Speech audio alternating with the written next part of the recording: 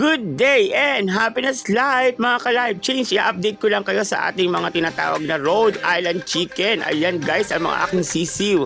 Ngayon ay manok ng ganap.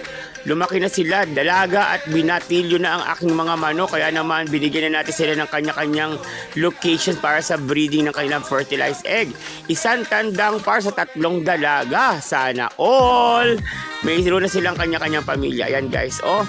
So, nakasegregate sila guys kasi kailangan natin separate yung fertilized egg saka sa mga table egg, yung mga itlog na hindi magbubuo. Kasi ipantitinda sa pantindahan po yon. Yes. So kung makikita nyo, yan na sila guys. So medyo madami lang talagang lumabas na mga lalaki. Pero still, maganda na rin kasi buhay silang lahat. Take note, alagang-alaga yan sa pagkain.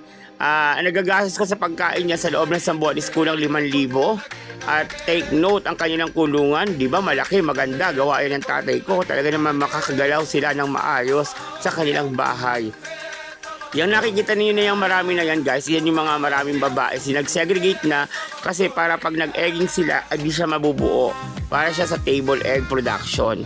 And after 2 years, syempre magiging meat na rin yan. So, patuloy lang tayo sa pagpapa-incubate. Patuloy lang tayo sa pag-iipon also ng mga fertilized eggs nila para may tuloy-tuloy ang ating pag-aalaga ng Rhode Island Chicken Mahogany.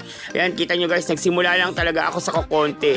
I started 8 na babae na sisiw. Yes, sisiw pa lang. At 3 lalaki lang. So ngayon dumami na sila, mini farm na tayo.